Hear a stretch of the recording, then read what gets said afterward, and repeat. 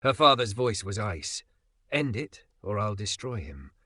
Aurelia's heart raced as she whispered back, Then I choose love. The ballroom fell silent when she stepped forward, daring the world to hear her truth. Before we dive in, make sure to hit subscribe, tap like, and share this video. The more voices we reach, the louder these stories become. And drop your city in the comments. Let's see where love finds us. Morning poured through the canyon windows of the Voss house, slicking the marble in honeyed light. Aurelia Voss, 27, sat at the end of a long oak table, pretending not to watch the driveway. Thick-hipped, curvy, she wore a satin robe and was restless. Her phone buzzed. Your package is 5 stops away. Her pulse answered like it had waited all week. Your father will ring from Tokyo at 10, Mrs. Greer, the housekeeper, said from the doorway. Aurelia nodded, hearing a different knock, the bell he always pressed. A delivery truck climbed the private road. He stepped down, broad-shouldered under brown fabric, dark skin lit by the sun, a smile so effortless it felt like a gift. Darius Cole, 29, carried a box like it mattered. She met him at the door before the chime finished its song. Good morning. Morning, Miss Voss. He lifted the box. Organic bamboo towels again. I'm starting to suspect a theme. I'm trying to be conscientious. Good theme. His eyes warmed. Bamboo's antibacterial, holds up if you don't scorch it in the dryer. You always know more than the label. My sister studies environmental science, he said. She audits my cargo with lectures. That sounds like love. Colour rose into her cheeks. Do you want water? You've been moving boxes since dawn. I should keep rolling. Full route. He paused. Thank you, though. Thunder stitched the hills. Wind shoved rain sideways until the oaks bowed. Darius glanced at his truck. She felt her certainty arrive like a second storm. You can't drive in that, she said. Come in, 5 minutes. Duty fought caution across his face. Then he stepped inside, careful with the threshold. The storm dimmed the rooms. Rain ran thick down the glass. I bought a real coffee maker, Aurelia confessed in the kitchen, patting a modest machine that looked lost among steel and stone. No one here knows how to use it, including me. He laughed, a low, warm sound. I did a barista stint in college. May I? You went to college? The words came wrong, she grimaced. That sounded awful, I'm sorry. It's fine. He rinsed the carafe, measured grounds with practiced grace. Business degree. Jobs weren't lining up the way bills were, so for now I deliver. The machine began to breathe. Not forever. I'm sketching a company. Electric vans, reusable packaging, living wage routes. That's not a sketch, she said, surprised at the light rising in her chest. That's a blueprint. He slid a mug toward her. Their fingers brushed. The contact felt like a held breath. Outside, rain hammered the panes. Inside, coffee bloomed a dark, friendly scent. My grandmother used to say, if you do a thing, do it like your name's on it, he said. She raised us after our parents died. Made sure we knew work could be a kind of love. I would have loved her, Aurelia said. She sounds like someone who could quiet a room by standing in the doorway. She could, he said, smiling, and then she'd hand you a broom. They drank. The quiet felt shared. If you want a second pair of eyes on your plan, she tried, I build budgets for breakfast. It's a character flaw. You do more than buy towels, then.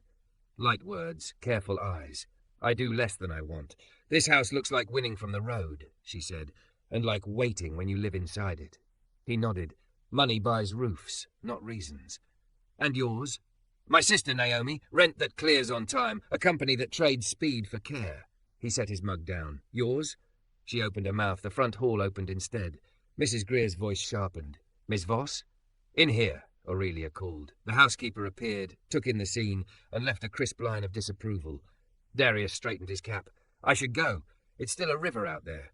So is my schedule. He tipped the brim. Thank you for the shelter. At the door, he hesitated. That gardening book yesterday, test your soil pH before you plant. People skip it, then they blame the seeds. And if the ground's wrong? You amend it, he said, little by little. He smiled, and the room briefly remembered the sun. See you around, Miss Voss. She watched him jog to the truck, water silvering his jaw, wipers smearing grief across the glass. With the door closed, the house felt larger, like his leaving had pulled the walls outward and left room for questions she couldn't ignore.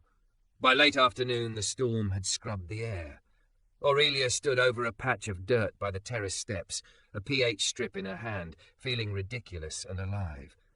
The paper blushed a colour the book explained, and she didn't yet. She thought of his voice when he was thinking, quieter, private, and felt her heart tilt. Her phone buzzed. She told herself she didn't need a thing. Then she ordered ground coffee, compostable filters, a kettle. She set the delivery window like it was an accident. The confirmation ping felt like a dare she meant to keep. Evening slid down the canyon, sky rinsed and clear. She pinned up her hair and wondered when gloss had become armour. Downstairs, the house resumed its curated glow.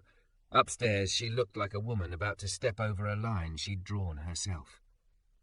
"Your father will call in 5, Mrs. Greer said from the hall. "I'll call him back," she answered, steady now. When the bell finally sang, she didn't run. She opened the door like someone intent on owning the moment on the other side. Darius stood with a cardboard promise in his arms and the rain-clean evening still clinging to him. They didn't speak at first. The silence stretched like a held string between them. She started, then shook her head at her own pretense. Her voice slipped down to the truth she hadn't planned to say aloud. "I order things just to see you. Right now." He didn't laugh. He didn't step back either. The box sat between them like a polite chaperone. His eyes flicked to the marble foyer, to the stairwell where the housekeeper's shadow moved, then back to her face. Rain jeweled his eyelashes. For a heartbeat, she thought he might hand the confession back to her, neat as a receipt. "That's honest," he said at last, voice low enough that it shaped the air rather than cut it, "and a little dangerous. For you?" Her pulse thudded. "Or for me? For both of us?" The smile he wore every day softened, not disappearing, just settling closer to whatever he was actually feeling. "I'm not something you can subscribe to, Aurelia." She swallowed. "I know. I didn't mean." "I know what you meant." He set the box on the entry table like it contained glass instead of paper filters. "I just need to say it out loud so we both hear it." Beyond his shoulder, Mrs. Greer's silhouette resolved, then politely retreated. Aurelia lowered her voice anyway. "I don't know how to meet people. Not really. I grew up behind gates and catering schedules. I keep ordering these little things because they feel like a reason to open the door that isn't me. How about this?" he said, glancing at the storm-wet world. "Company policy says I can't linger on a doorstep or exchange personal information while on a stop. It doesn't say anything about me sitting on a public bench after my rote. There's a bluff above Riverfield Park where you can see the whole valley. 7:30. If you want to talk like people, and not as a name on a clipboard and a note on a manifest, meet me there." The invitation sat between them, sane and impossible and perfect. 7:30, she echoed. He tipped his cap, something halfway between old-fashioned and necessary courage. "Enjoy the coffee, Miss Voss." She watched him go, the world briefly shrinking to brown fabric, strong hands, the easy competence of the way he guided a box through rain. When the truck turned out of the drive, the house exhaled its cavernous silence. "I'll call your father and tell him you'll ring back at noon," Mrs. Greer said, appearing as if from the wainscoting. Her eyes were kind, her mouth tight. "Do be careful." "With the coffee?" Aurelia asked, attempting lightness. "With the places you put your heart," Greer said. "Some men like the shine of this house more than the person inside it, and some people in this house like control more than your contentment." She paused. "You asked me once why I stayed through 2 decades of Voss storms, because I wanted one woman here to get to choose something for herself." Aurelia's throat went hot. "Thank you." Greer gave the ghost of a nod and disappeared, leaving behind the soft chime of boundaries being acknowledged. On the road, Darius rolled his shoulder against a knot of nerves and rain. The route stitched through uphill cul-de-sacs and down into streets where cracked basketball hoops hung above garages. At a light, a white van pulled alongside. Javier leaned out the passenger window, grin wide. "Cole, you got that Billionaire Hill again?" "Like every Tuesday," Darius said. "Tell the marble to tip better," Javier said, then squinted. "You look weird." "Thanks," Darius said. "Weird like you found $100 bill," Javier went on, oblivious. "Or weird like HR is about to call." Darius laughed, because the only other option was to explain something he couldn't name yet. "It's just rain." When Javier peeled away, the cab quieted. Darius let the wipers set a rhythm, let his grandmother's voice ride under it. "If you do a thing, do it like your name's on it." He'd done this route like that for months. Professional, friendly, precise. He thought of the way Aurelia had said the truth and winced at her own edges, the way she'd looked like someone who'd finally set something heavy down.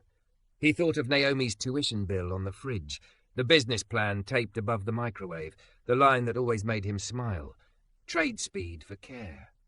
At 6:58 p.m, he parked in a municipal lot that smelled like eucalyptus and wet dust.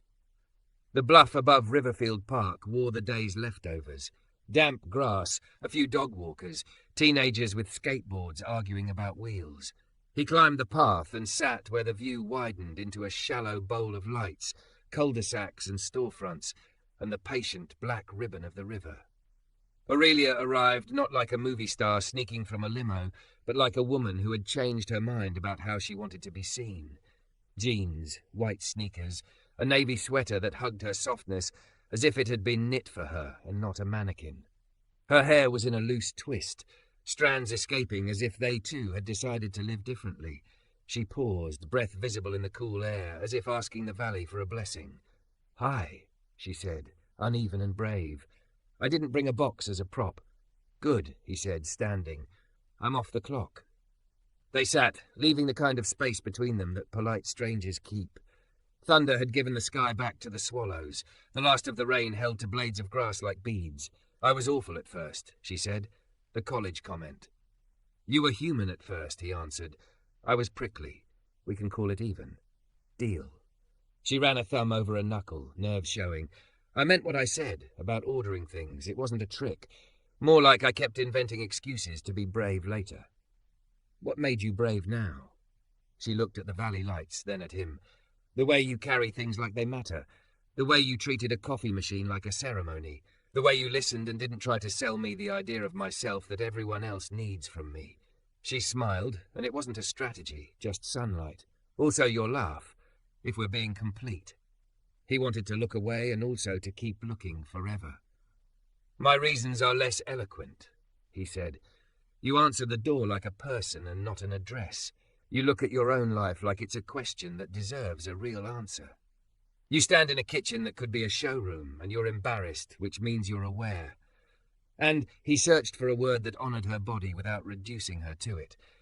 "And you inhabit yourself, like you know you're here. I like that." Her breath hitched. "Thank you."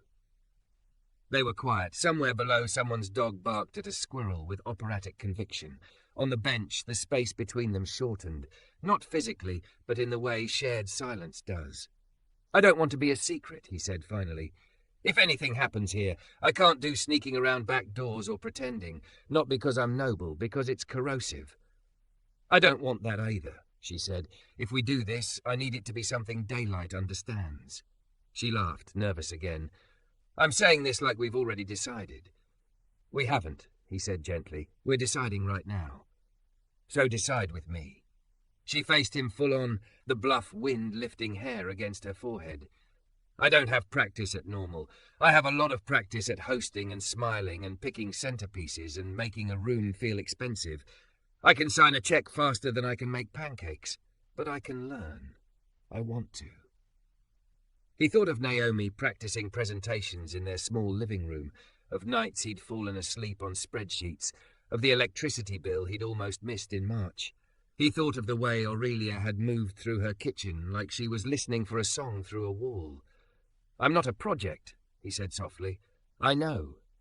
She reached for the ground instead of him, smoothing a blade of grass flat, then letting it spring back. "I don't want to fix you. I want to belong to the same problem as you, the one where we try to build something honest and see if it holds."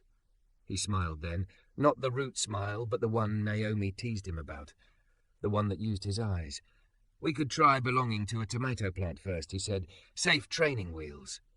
"Teach me," she said, immediate. "What do I need?" "A spade. Patience. A willingness to get dirty. Maybe a hat." "I look terrible in hats." "You look like a person in hats," he said, and she laughed in a way that made the bench feel like a better place to sit than it had been a minute ago. Her phone buzzed. She glanced and winced. "My father's assistant. He wants me on a call at 8 with a family friend, the kind whose hobbies include mergers. Do you need to go?" I need to choose if I'm still the version of myself who says yes without asking why. She locked the phone, set it face down. 5 more minutes. He nodded. Tell me one uncurated thing about you. I used to hide library books under my pillow, she said without thinking, then smiled. Greer would come in and pretend not to notice the spine imprint on my cheek. My turn, he said. I cry at documentaries if they're about bees. Bees? They're working-class poets. She laughed again, head tipping back, throat bare to the new sky. He wanted to press his mouth to that laugh. He didn't. He let the want sit there acknowledged and true, like a candle waiting for the match. I have to go, she said at last, regret bright as the lingering wet on the grass. If I'm going to say no, it should be the kind of no that arrives on time. He stood when she did. The space between them changed again, asking another question. He didn't reach for her hand. She didn't reach for his. They looked like two people in a photograph about to lean in and didn't, because they wanted the first time they touched without a box between them to be something the daylight would recognize. Tomorrow? She asked. 3 o'clock? The little community garden off Laurel. I'll bring a spade and the wrong shoes. I'll bring the right dirt amendments, he said, and patience. And a hat?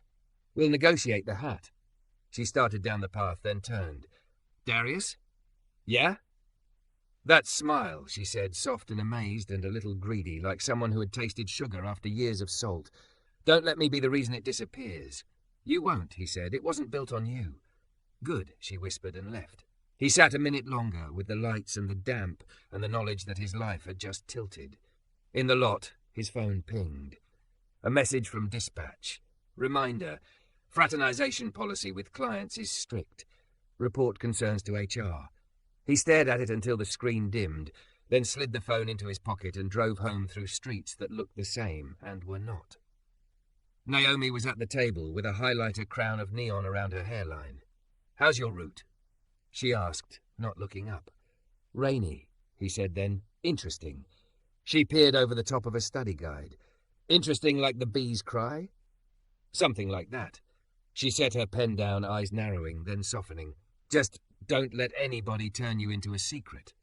I won't, he said, and when he closed his eyes that night, the bluff and the bench and the woman in the navy sweater arranged themselves into something like a promise.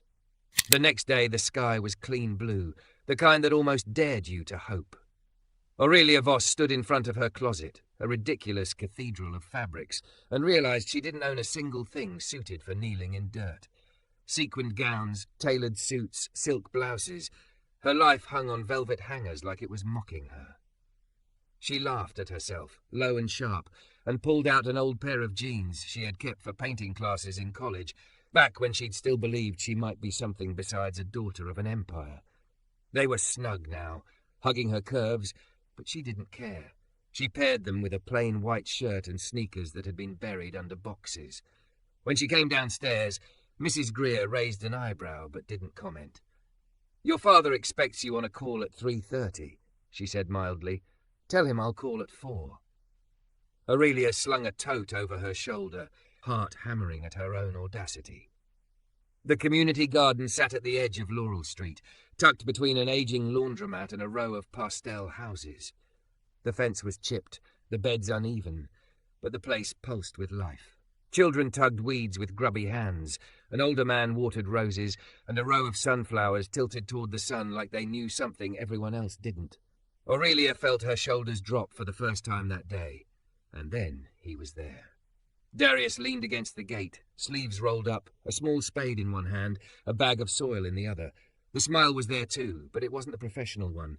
It was softer, wider, meant for her. You came, he said. I said I would. She swallowed, suddenly shy. I'm not dressed for... Well, I don't know what I'm dressed for, honestly. You're perfect. He said it simply, without hesitation. Come on, I claimed a corner bed for us.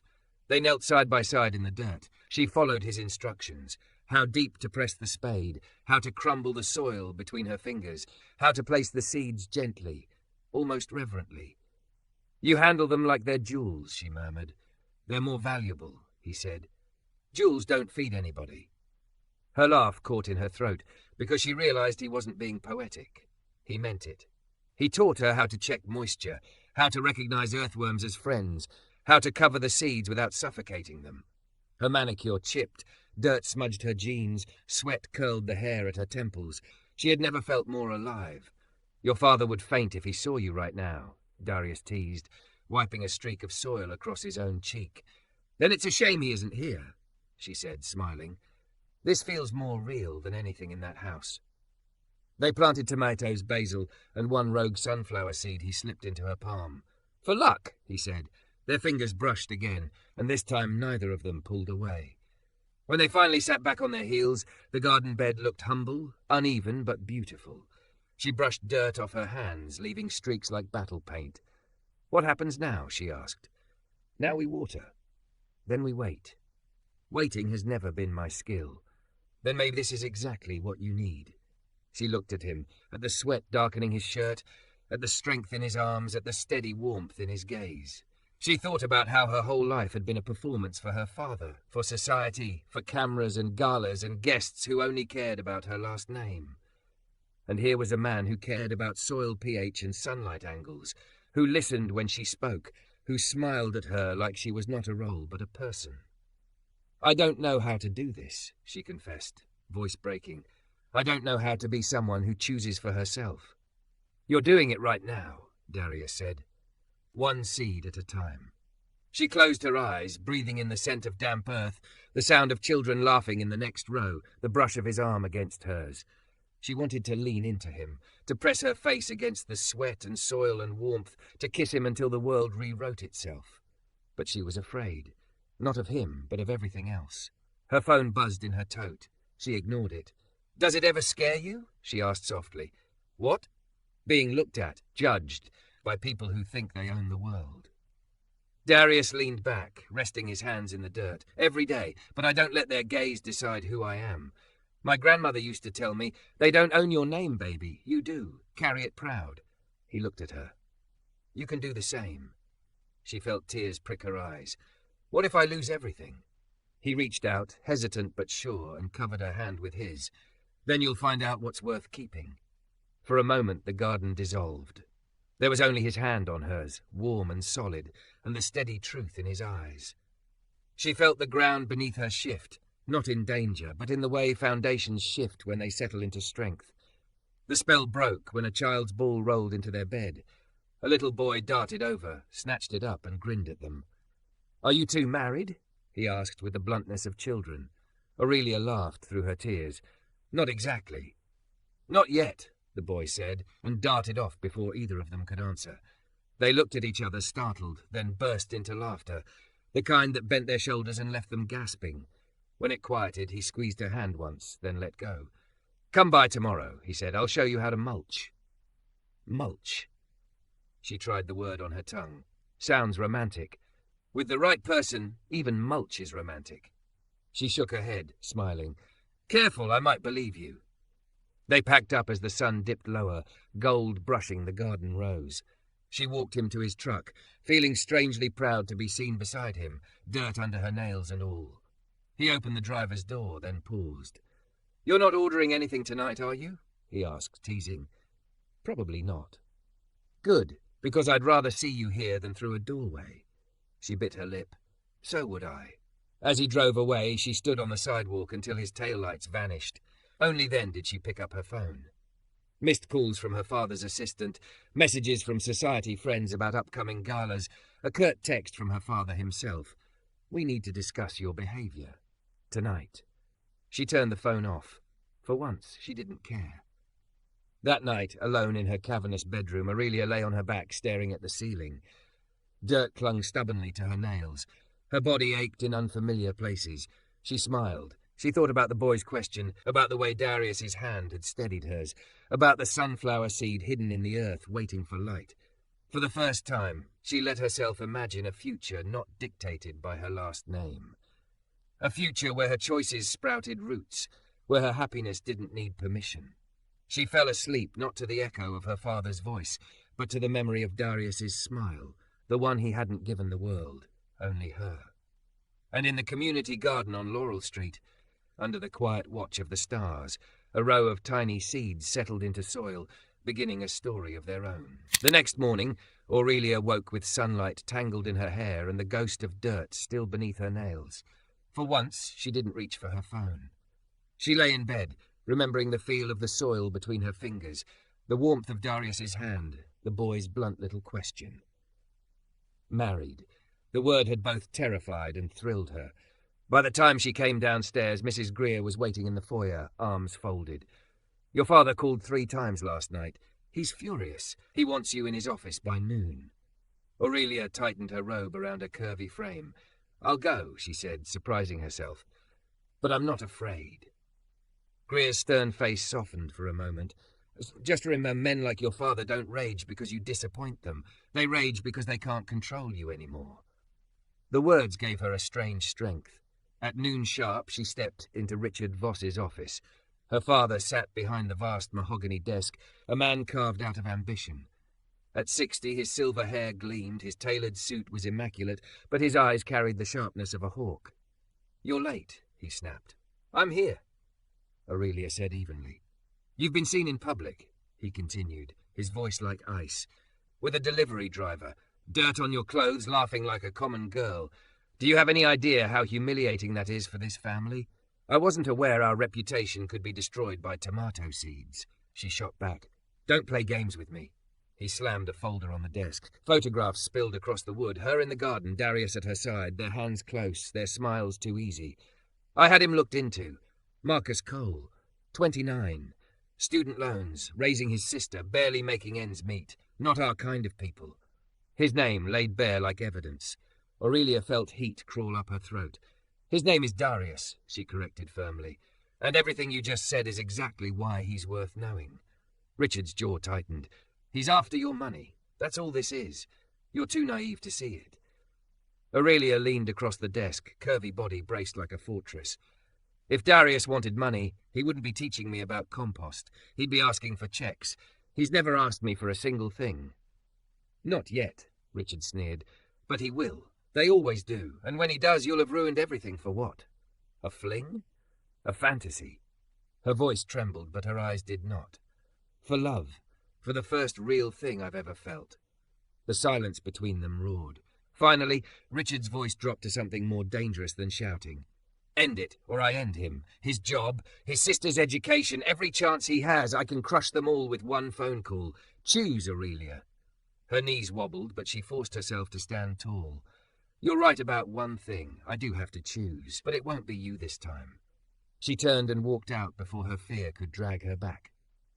That evening she sat on a worn park bench in Golden Gate Park, staring at the rose garden but not seeing it. Her phone buzzed, and then his voice answered. "Aurelia? What's wrong?" Darius's warmth alone nearly broke her. "Can you come, please?" An hour later he arrived, out of uniform, in a simple grey hoodie and jeans. When he saw her, his smile faltered.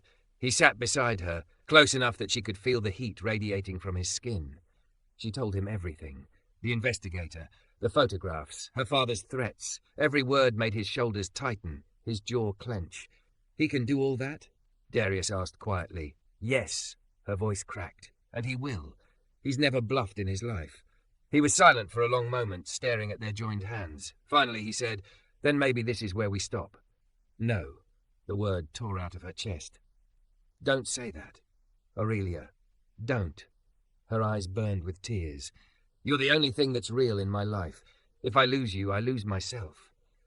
He reached up and gently cupped her face. "If being with me costs you everything, how can I live with that? Because everything I have isn't worth anything without you." He closed his eyes like the weight of it hurt. "My sister's future, Aurelia, my business plan, our rent, I can't gamble them all away. And I can't go back to being who I was." She clutched his hoodie, desperate. "Please, don't leave me to that prison." For a long time he just held her while she cried. Finally he whispered, "Then we fight. But understand, it won't be easy. They'll tear into us." "Then let them," she said fiercely. "I'd rather bleed with you than suffocate alone." He kissed her forehead, a vow sealed in the smallest gesture. "We'll need a plan." The plan came sooner than expected. The charity gala was approaching, the glittering event where Richard Voss intended to parade her as bait for another merger. Rumour swirled that he meant to announce her engagement to Edward Calloway, a hedge fund heir with an empty smile. On the night of the gala, Aurelia stepped into the emerald gown chosen for her, a dress that clung to her curves like a cage disguised as beauty. Mrs. Greer clasped her hand before she left. Be brave. The world rarely rewards women for it, but it's the only way we change anything. At the hotel ballroom, chandeliers glittered, cameras flashed, and the air was heavy with money.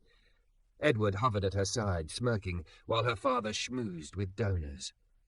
And then Aurelia saw him. Darius stood at the back of the room, not in a tuxedo, but in a dark suit that fit his frame with understated strength. His eyes found hers instantly. That smile, the one that always reached her, even across a crowd, bloomed like a secret signal. Her heart leapt into her throat. Her father tapped his glass for silence. "Ladies and gentlemen," Richard announced, his voice booming, "tonight I am proud to share the union of two great families. My daughter Aurelia will soon be engaged to—" "No," the word rang through the hall, slicing the air. Aurelia stepped forward, every head turning. Edward blinked in shock. Richard's face darkened. "No?" Richard repeated, thunder in his tone. "I won't marry him. I won't marry anyone you choose, because I'm already in love, with someone who sees me, not my last name." Gasps rippled. Whispers darted. Richard barked, "Stop this madness." But Aurelia's voice rose, clear and sure. "His name is Darius Cole. He's a delivery driver. He's black. And he is the most extraordinary man I've ever known." The room went silent. Cameras flashed like lightning. Edward muttered a curse and stormed off. Richard's fury cracked like a whip. "You are no longer my daughter." Aurelia's hands shook, but she held her head high. "If being your daughter means being ashamed of love, then I don't want the title." And then she saw Darius moving toward her, pushing through stunned onlookers. When he reached her, she didn't hesitate. She kissed him in front of everyone, soft, defiant, full of promise. The crowd erupted, some with applause, others with gasps of outrage. But all Aurelia heard was the sound of her heart pounding against his chest. Richard stormed out. The cameras swarmed, but for once she wasn't afraid. She pulled back just enough to whisper against his lips, "Now we fight. Together." Darius's eyes shone with fierce pride. Together. And in that ballroom, beneath the chandeliers of a world built to cage her, Aurelia Voss chose freedom in the only way that mattered, by choosing love, no matter the cost. 6 months later, the marble floors and crystal chandeliers of the Voss estate were only a memory. Aurelia Voss lived in a 2-bedroom walk-up with squeaky floors, thin walls, and sunlight that painted her curvy frame gold every morning. She had traded silk sheets for thrift store quilts, black car service rides for public buses, $1,000 shoes for sneakers worn soft. And to her surprise, she loved it. The neighbours knew her by name, not as the Voss girl, but simply as Aurelia. They waved when she carried groceries, teased her about her messy ponytail, offered casseroles when she burned dinner. For the first time in her life, she belonged somewhere without buying her way in.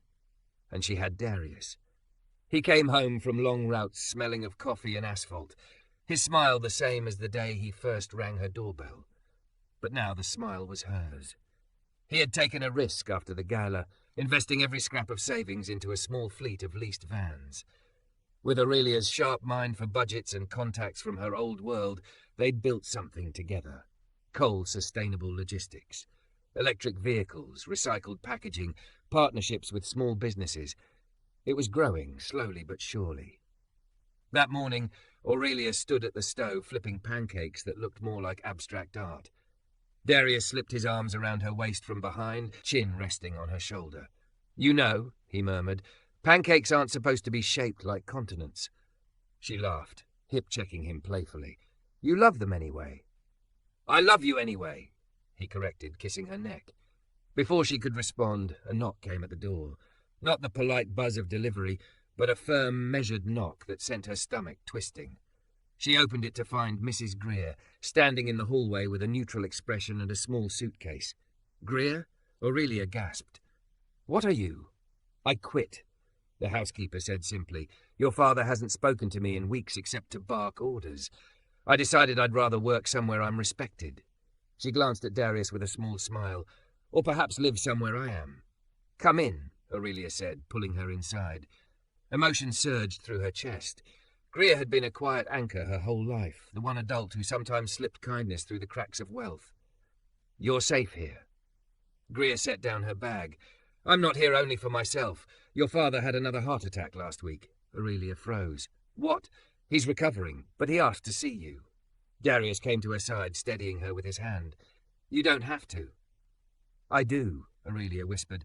No matter what he's done, he's still my father. The hospital room smelled of antiseptic and quiet regret. Richard Voss lay propped up by pillows, thinner than she remembered. His power shrunk into fragile bones and grey skin. His eyes widened when she entered. Aurelia. His voice cracked. She stepped closer, Darius at her side. Hi, Dad. Richard's gaze slid to Darius, suspicion flickering, then fading. You stayed. I did, Aurelia said. For a long moment, silence hung heavy. Then Richard sighed. I was wrong, about him, about everything. Aurelia's throat tightened. You hurt us. You tried to break us apart. I was afraid, Richard admitted. Afraid you'd throw away security for a dream.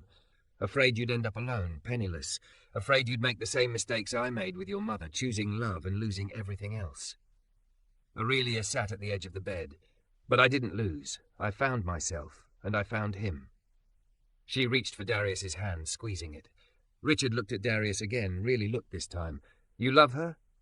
With everything I am, Darius said, and I'll keep proving it. Something softened in Richard's face, like stone cracking to let water through. Then maybe I can let go of the rest. His eyes closed, a single tear sliding down his cheek. When he opened them again, he whispered, Forgive me? Aurelia's own tears fell freely. I already have. Weeks later, Richard attended the opening of their new warehouse in Oakland. He stood at the back, leaning on a cane, watching as Aurelia and Darius cut the ribbon together. The crowd was a mix of employees, small business owners, and community members, people who had believed in their vision. Thank you for coming, Darius said into the microphone, his deep voice carrying. When I dreamed of this company, I thought success meant profits. But Aurelia taught me success means people. It means community. It means building something that outlives us. Aurelia stepped forward, curves hugged by a simple blue dress, her face radiant. When I met Darius, I ordered packages just to see his smile. I thought I was chasing a crush, but what I found was a partner, someone who made me braver than I thought I could be. Together we've built more than a company. We've built a life. Applause filled the warehouse. In the front row, Naomi beamed proudly, her graduation cap tucked under her arm. Mrs. Greer dabbed at her eyes. Even Richard, stiff and awkward, clapped with genuine respect.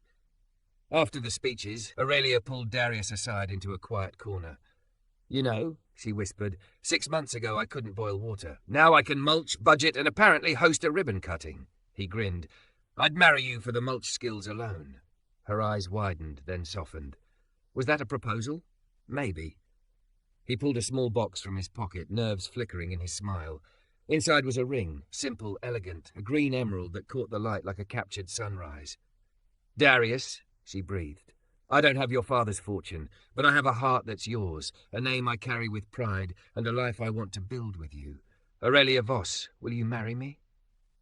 Her answer was a laugh that broke into tears. She threw her arms around him, curves and all, and kissed him like the crowd didn't exist. Yes, 1,000 times yes. That night, after the celebration wound down, they walked hand in hand through the community garden where it had all begun. The tomato plants were tall now, the basil lush, the sunflower towering over them.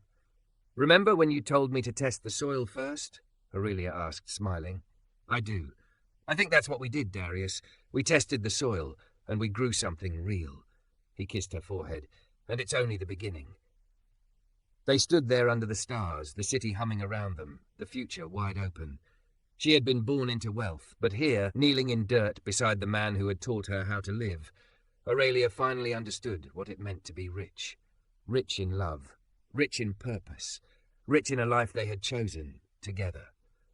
And as the sunflower swayed above them, its golden head turning toward the moon, Aurelia whispered the words that had lived in her chest since the first package arrived at her door. I ordered stuff just to see you, and it was the best decision I ever made.